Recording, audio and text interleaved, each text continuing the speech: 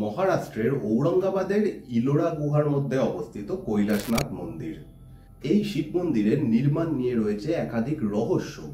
অনেকে মনে করেন এই মন্দিরের নির্মাণ পৃথিবীর মানুষের দ্বারা সম্ভবই নয়, অর্থাৎ এটা এলিয়ান প্রযুক্তিতে তৈরি। পৃথিবীর বাইরে থেকে অন্য কোনো গ্রহ থেকে কোনো প্রাণী এসে এটা তৈরি করেছে। বিভিন্ন রহস্য জুড়ে রয়েছে এই মন্দিরের সাথে, যার উত্তর আজও খুঁজে পাওয়া যায়নি। এবং এই মন্দিরের নির্মাণ দেখলে আমরা আন্দাজ করতে পারি যে ভারতের শিল্প স্থাপত্য একটা টাইমে কি জায়গায় গিয়ে পৌঁছেছিল। একক শিলা দিয়ে খোদাই করা বিশ্বের বৃহত্তম ভাস্কর্য কৈলাসনাথ মন্দিরের আকার, স্থাপত্য, ভাস্কর্যের কারণে ভারতের সবচেয়ে উল্লেখযোগ্য গুহা মন্দিরগুলির মধ্যে একটি হিসেবে এটি বিবেচিত হয়। বর্তমানে ইলোরায় মোট 34টি গুহা রয়েছে, যার মধ্যে 16 নম্বর গুহায় অবস্থিত কৈলাসনাথ মন্দিরটি। মন্দিরটি তার উলম্ব খননের জন্য উল্লেখযোগ্য, অর্থাৎ নির্মাণ কাজ উপরের দিক থেকে শুরু হয়েছিল এবং পাহাড়ের ঢাল বরাবর অগ্রসর হয়েছিল। এটা বিশ্বাস করা হয় যে কৈলাস মন্দিরের সঙ্গে কর্ণাটকের বিরূপাক্ষ মন্দিরের সাদৃশ্য রয়েছে। ভারতের ইতিহাস, শিল্প এবং স্থাপত্য সম্পর্কে বিশেষ কিছু কথা তুলে ধরার জন্য আমি এই ভিডিওগুলো তৈরি করছি। আশা করছি আপনাদের এই ভিডিওগুলো ভালো লাগছে। যদি ভালো লাগে অবশ্যই একটা লাইক, এবং এই চ্যানেলে যদি নতুন হন চ্যানেলটা সাবস্ক্রাইব করে পাশে দেওয়া বেল আইকন অবশ্যই টিপে নেবেন, এবং অন্যান্য ভিডিও দেখার জন্য এই চ্যানেলের প্লে লিস্ট অবশ্যই চেক করবেন। কৃষ্ণ যাজ্ঞবল্ক্য রচিত কথা কল্পতরু অনুসারে স্থানীয় এক রাজা একটি কঠিন রোগে ভুগছিলেন এবং তার রানী তার স্বামীকে সুস্থ করার জন্য এলাপুরায় দেবতা কৃষ্ণেশ্বর মহাদেবের কাছে প্রার্থনা করেছিলেন যে তার ইচ্ছা মঞ্জুর হলে তিনি একটি মন্দির নির্মাণ করবেন, এবং যতদিন পর্যন্ত এই মন্দিরের শিখর তিনি দেখতে না পাবেন ততদিন পর্যন্ত তিনি উপবাস করবেন, এইরকম মানত করেন। রাজা সুস্থ হওয়ার পর রানী অবিলম্বে একটি মন্দির তৈরি করার নির্দেশ দেন, কিন্তু একাধিক স্থপতি ঘোষণা করেন যে শিখর নিয়ে একটা মন্দির তৈরি করতে কয়েক মাস সময় লাগবে, যেটা প্রায় অসম্ভব ব্যাপার। সেই সময়তে কোকসা নামে একজন স্থপতি রানীর কাছে আসেন। তিনি রাজা এবং রানীকে আশ্বস্ত করে বলেন যে 1 সপ্তাহের মধ্যে তিনি একটি মন্দিরের শিখর দেখতে সক্ষম হবেন, এবং এই শিল্পী শিলা খোদাই করে উপর থেকে একটা মন্দির নির্মাণ কাজ শুরু করেন, এবং 1 সপ্তাহের মধ্যে এই শিখর নির্মাণ কাজ শেষ হয় এবং রানীও এটা দেখে তার উপবাস ভঙ্গ করতে পারেন। এইরকম কাহিনী যুক্ত রয়েছে কৈলাসনাথ মন্দিরের নির্মাণের সাথে। কৈলাসনাথ মন্দির তার বিশালতা এবং অসাধারণ শিল্পকার্যের জন্য বিখ্যাত। তবে কে এটা অ্যাকচুয়ালি তৈরি করেছেন বা কার সময় এটা অ্যাকচুয়ালি তৈরি হয়েছে তা স্পষ্ট নয়। এই মন্দির দেখে বিজ্ঞানীরা এতটাই হতবাক হন যে আজও পর্যন্ত জানা সম্ভব হয়নি যে মন্দিরটা কত দিনের পুরনো এবং কিভাবে মন্দিরটা তৈরি করা সম্ভব হলো। কিছু বিজ্ঞানী এটাকে 1900 বছরের পুরনো মনে করেন, আবার কেউ কেউ 6000 বছরের পুরনো মনে করেন। গবেষকরা সাধারণত এই মন্দির নির্মাণের কৃতিত্ব দেন রাষ্ট্রকূট রাজ প্রথম কৃষ্ণকে, যিনি 756 খ্রিস্টাব্দ থেকে 773 খ্রিস্টাব্দ পর্যন্ত শাসন করেন, যদিও এর নথিভুক্ত কোনো প্রমাণ নেই। কিছু এপিগ্রাফিক টেস্ট দ্বারা এই রাজা সম্পর্কে এবং তার নির্মাণ কার্য সম্পর্কে এটা মনে করা হয়, তবে রাজা সম্পর্কিত কোনো লেখায় মন্দিরের কোনো উল্লেখ নেই। সুবর্ণ বর্ষ নামক একজন রাষ্ট্রকূট রাজা দ্বারা 812-13 খ্রিস্টাব্দে গুজরাটের সিদ্ধামণি নামক স্থানে জারি করা বরোদা তাম্র শাসনে কৃষ্ণ রাজাকে এলাপুরা, যা আজকের ইলোরা নামে পরিচিত, সেখানকার কৈলাস মন্দিরের পৃষ্ঠপোষক হিসেবে উল্লেখ করা হয়েছে। এই তাম্রফলক এবং আরেকজন রাষ্ট্রকূট রাজা গোবিন্দ প্রভূত বর্ষের কাদম্ব অনুদান, এই 2 লিপিতে এই মন্দির সৃষ্টির কৃতিত্ব কৃষ্ণ রাজা প্রথমকে দেওয়া হয়েছে। ইলোরায় সবকটি গুহার মধ্যে 1 থেকে 12 নম্বর অবধি হচ্ছে বৌদ্ধ ধর্মের, 13 থেকে 29 নম্বর হচ্ছে হিন্দু ধর্মের, আর 30 থেকে 34 নম্বর হচ্ছে জৈন ধর্মের। এই মন্দিরে প্রবেশ করলে প্রথমেই দেখা যায় একটি নটরাজ মূর্তি ও দুদিকে 2টি বিশাল হাতির মূর্তি।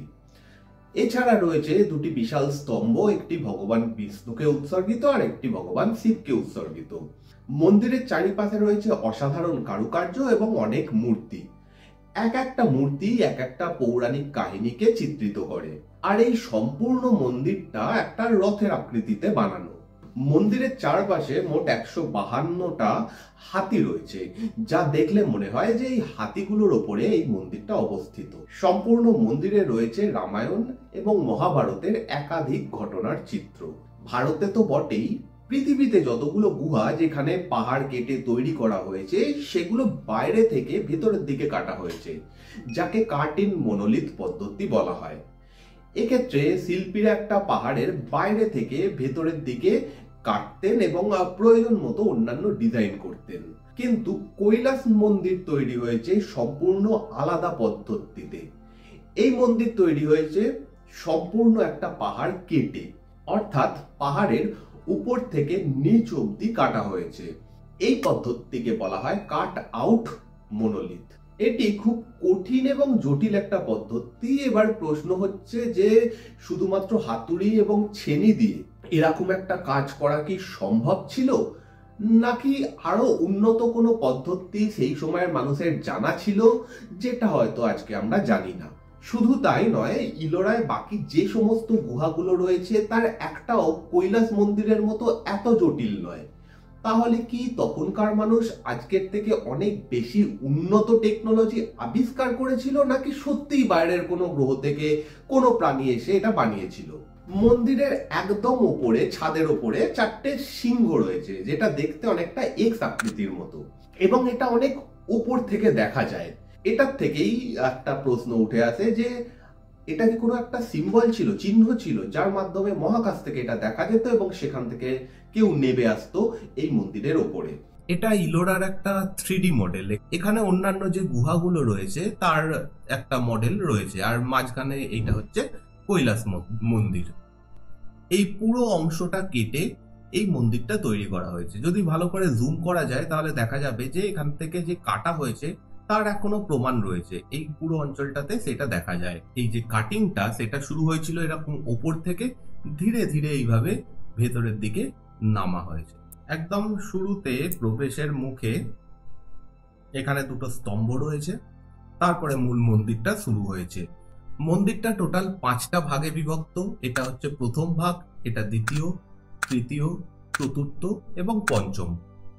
যেগুলো হচ্ছে প্রথমটা গোপুরম, তারপর হচ্ছে অর্ধমণ্ডপ, তারপর রয়েছে মণ্ডপ বা নাট মন্দির, তারপর রয়েছে জগমোহন, এবং ফাইনালি একদম শেষেরটা হচ্ছে গর্ভগৃহ। এই মন্দিরের স্তম্ভ এবং কলাকৃতি দেখে অনুমান করা যায় যে এই মন্দির বানাতে প্রচুর পরিমাণ পাথর কেটে সরাতে হয়েছে। যেমনটা বললাম যে আজ পর্যন্ত কেউ সঠিক অনুমান করতে পারেনি যে এই মন্দির কত বছরের পুরনো, কারণ এটিকে শুধুমাত্র একটি পাহাড় কেটে বানানো হয়েছে।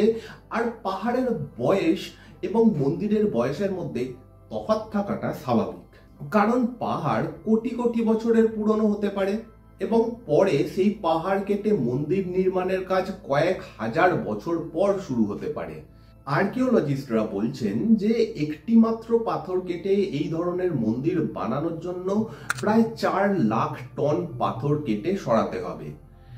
ইতিহাস বলছে কৈলাস মন্দির বানানোর জন্য কেবলমাত্র 18 বছর সময় লেগেছিল, যা সত্যি অসম্ভব।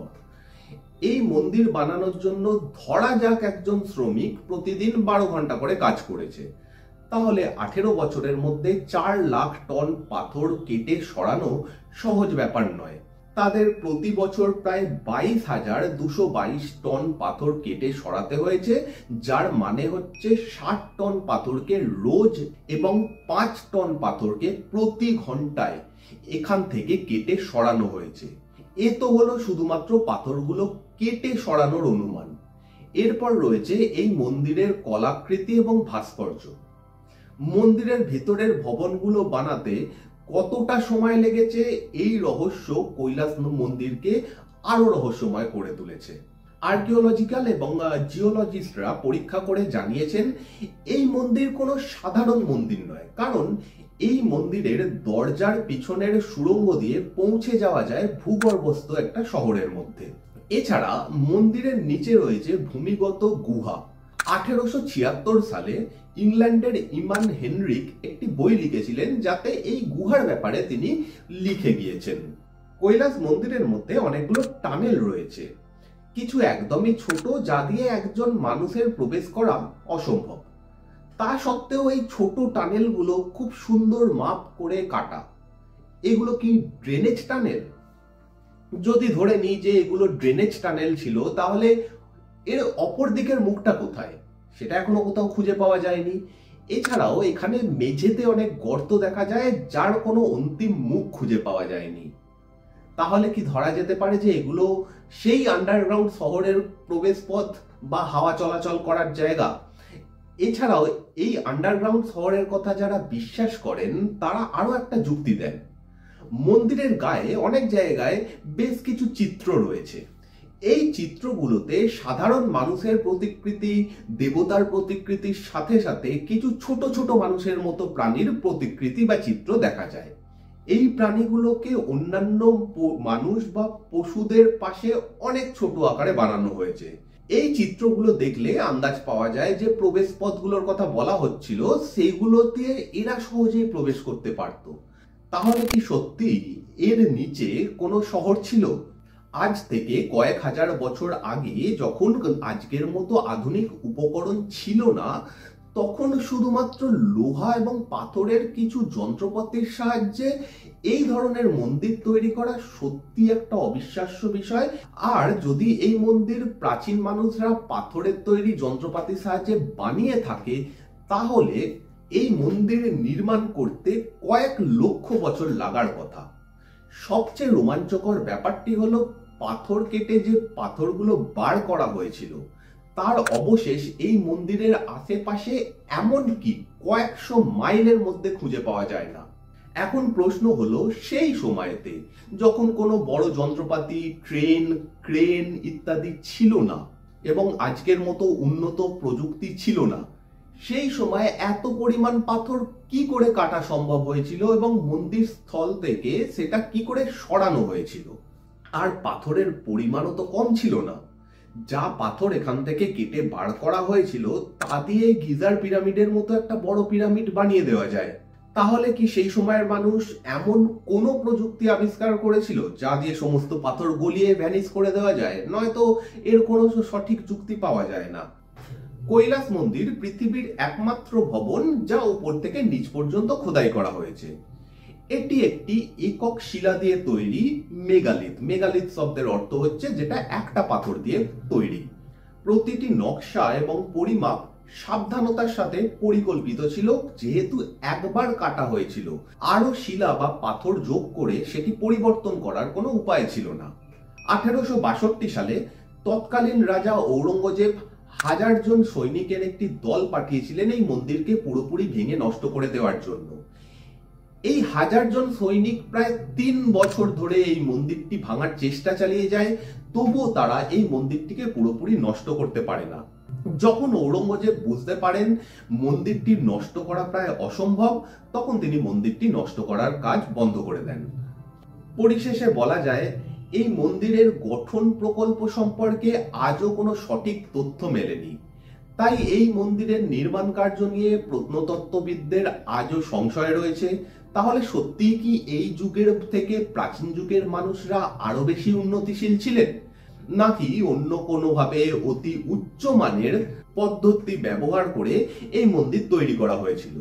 প্রশ্ন একটা নয়, প্রশ্ন একাধিক, তবে উত্তর আজও অজানা।